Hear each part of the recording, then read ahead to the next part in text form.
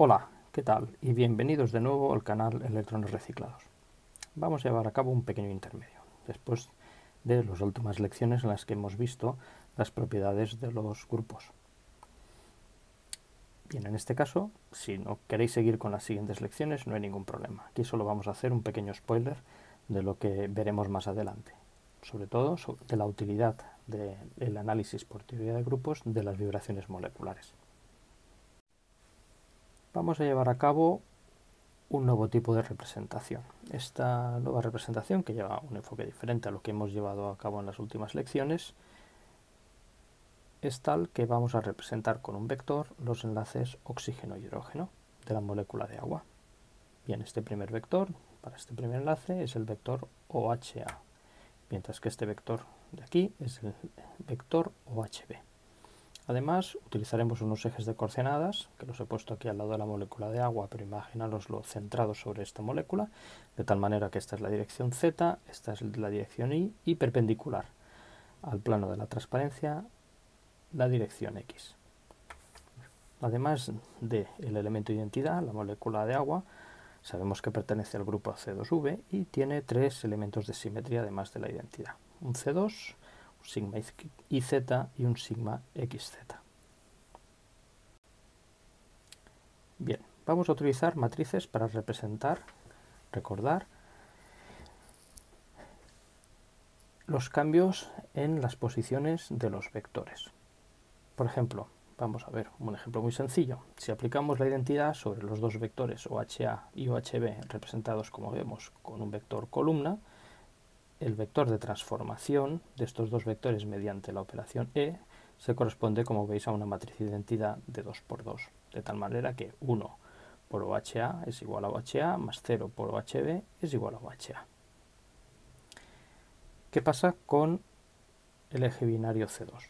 Bueno, la matriz que utilizaremos para representar esta operación de simetría, como vemos, tiene ceros en la diagonal principal, de tal manera que si multiplicamos 0 por OHA es igual a 0, pero 1 por OHB es igual a OHB. De tal manera que, como vemos, lo único que hemos conseguido con el C2 es intercambiar las posiciones de los dos vectores en el vector columna.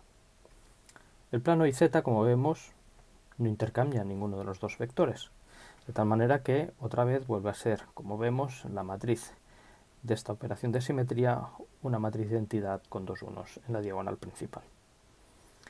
Mientras que el plano de simetría perpendicular a la molécula de agua, el plano sigma XZ, tiene las mismas características que la operación de simetría C2. Intercambia los dos vectores de posición. Por lo tanto, como vemos, es una matriz en la que tiene ceros en la diagonal principal.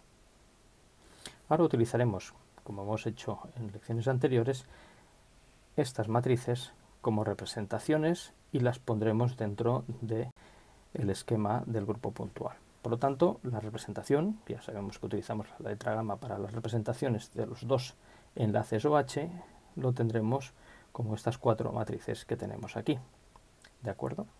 Como hemos visto, lo que es importante son las trazas de estas matrices, o sea, los elementos que están en la diagonal principal. Si los sumamos, por ejemplo, en la operación identidad, nos sale un 2. Para el C2 nos sale un 0. Para sigma XZ también un 0. Y para sigma YZ nos sale un 2.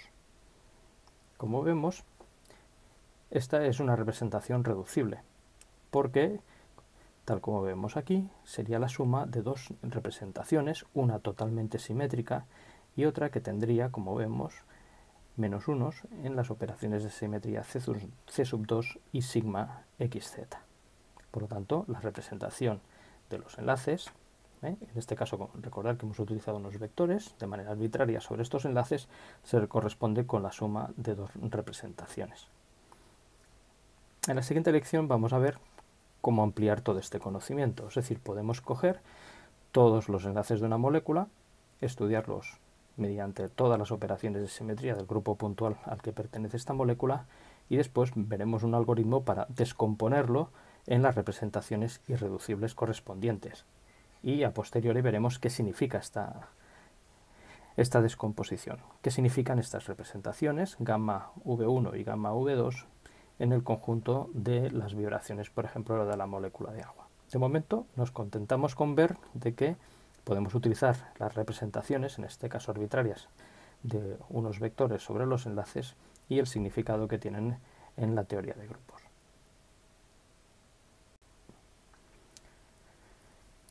Bien, ya hemos visto que de una manera, digamos, arbitraria, colocando vectores, podemos obtener una representación reducible y esta podemos descomponerla. Vamos a ampliar un poco este conocimiento y vamos a ver qué es una representación irreducible en el campo, digamos, de las vibraciones moleculares. Bien, la molécula de agua posee 3 vibraciones. ¿De acuerdo? Las vibraciones se corresponden a movimientos internos de los núcleos de los átomos de la molécula sin que cambie el centro de gravedad. Por ejemplo, una de las vibraciones de la molécula de agua se corresponde con alargamientos de los enlaces oxígeno-hidrógeno como si fueran muelles. Los dos en la misma dirección, ¿vale? Hacia el hidrógeno. Para conservar el centro de gravedad, el oxígeno, que es mucho más pesado que los hidrógenos, se desplaza un pelín, ¿vale? Un poco más pequeño que este vector que he dibujado aquí, en dirección contraria al desplazamiento de los hidrógenos. Otra vibración se corresponde con un alargamiento de uno de los enlaces, mientras que otro de los enlaces se acorta. Fijaos que hay un movimiento en esta dirección de aquí hacia la izquierda, por lo tanto el oxígeno se desplaza un pelín hacia la derecha, para impedir que la molécula se mueva y permanezca a su centro de gravedad. Y hay una tercera vibración, que sencillamente es la abertura del enlace hidrógeno-oxígeno-hidrógeno. ¿De acuerdo? Esta vibración es una vibración de deformación, mientras que las vibraciones en las cuales hay alargamientos y acortamientos de los enlaces se llaman vibraciones de tensión. Lo que vamos a hacer ahora es una cosa diferente a lo que hemos hecho antes. Cogeremos cada una de estas vibraciones con estos vectores que vemos aquí, pero solo nos importarán los enlaces oxígeno-hidrógeno para ver qué comportamiento tienen respecto a la simetría C2V de la molécula de agua. Bien, para ello me he permitido, como veis, poner unos vídeos para ver qué comportamiento tienen. Esta es la vibración, como vemos, simétrica, en la cual los dos enlaces se mueven al unísono en la misma dirección, ¿de acuerdo? Alargándose los dos enlaces oxígeno-hidrógeno. La segunda es una vibración asimétrica, mientras un enlace se alarga el otro se acorta y viceversa. Y por último, la vibración que se corresponde con la deformación, que como vemos es un sencillo cambio del ángulo del enlace hidrógeno-oxígeno-hidrógeno. Bien, vamos a utilizar cada una de estas vibraciones como base de representación del grupo puntual C2V. ¿De acuerdo? Y vamos a utilizar unos números. Si aplicando una operación de simetría no pasa nada, le aplicaremos un 1. Si cambia o se invierte los movimientos de esta vibración, pondremos un -1. Vamos a ver primero la vibración completamente simétrica, la V1. Si aplicamos la identidad, tenemos un 1. Si aplicamos la rotación alrededor del eje de las zetas, que recordar que es este de aquí, evidentemente, mientras se están moviendo los dos hidrógenos alejándose del oxígeno y rotamos, siguen alejándose, por lo tanto, un 1. Aplicando la XZ, que es el perpendicular, lo mismo, ¿de acuerdo? Los dos, como vemos, las dos vibraciones individuales de los enlaces oxígeno-hidrógeno son completamente simétricas. Se pueden intercambiar entre ellas a través del plano de simetría XZ, por lo tanto también un 1. Y por último, el plano YZ, que es el plano de la molécula, evidentemente este comportamiento es totalmente simétrico respecto a esta operación de simetría. Por lo tanto, fijaos que nos queda una representación totalmente simétrica, en la que solo tenemos unos para cada una de las operaciones de simetría. En el caso de la vibración 2, fijaos que los movimientos se van alternando, mientras el enlace se hace más grande, el otro se hace más pequeño. ¿Vale? Esto lo miramos globalmente. Si aplicamos la identidad, evidentemente sigue siendo un 1, no pasa absolutamente nada. Pero si rotamos, mientras está transcurriendo uno de estos movimientos y rotamos, vemos que mientras uno se acerca al otro se aleja, evidentemente se intercambiarán los dos vectores, para decirlo de alguna manera. El comportamiento de los dos muelles. Por lo tanto, un -1. ¿De acuerdo? Porque hemos intercambiado las dos direcciones de movimiento. El plano XZ, que es el plano perpendicular, vemos que también este tipo de movimiento es antisimétrico. Mientras uno se aleja, el otro se acerca. Si aplicamos el plano de simetría, se intercambiarían los dos movimientos. Por lo tanto, -1. Y por último, el plano de la molécula no hace nada sobre estos movimientos de los enlaces oxígeno-hidrógeno. Por lo tanto, también tenemos un 1. Bueno, en este caso tenemos una nueva representación, fijaos, en esta representación representa que este movimiento es antisimétrico respecto a la rotación y al plano X y Z. Por último, vamos a ver la representación de la deformación. Como vemos, esta es muy sencilla de ver, o sea, aplicando la identidad seguimos teniendo un 1, rotando se siguen abriendo y cerrando el ángulo, no intercambian para nada los movimientos, por lo tanto también tenemos un 1. El plano perpendicular es simétrico respecto a los dos movimientos de cierre del ángulo oxígeno-hidrógeno, y por último el plano de la molécula también es un 1. Por lo tanto, fijaos que las dos vibraciones, la deformación 3 y la tensión 1, todas las dos tienen la misma representación del grupo puntual C2V.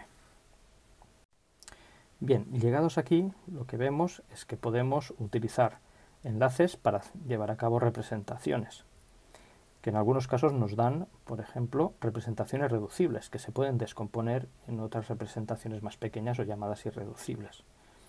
Pero ¿qué pasa cuando tenemos muchos enlaces? Por ejemplo, una molécula como el azúcar o una molécula más complicada. Evidentemente, una molécula más complicada con una cierta simetría nos dará un conjunto de representaciones reducibles enorme, que no podremos, digamos, descomponer sencillamente mirando en la tabla y ver, sumando y restando qué valores da. Imaginaos que en vez de tener dos representaciones como tenemos antes, tenemos 30.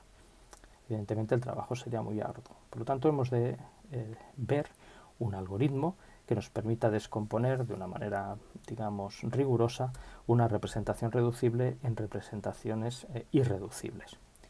Además, nos falta saber también qué representan estas representaciones irreducibles desde el punto de vista físico.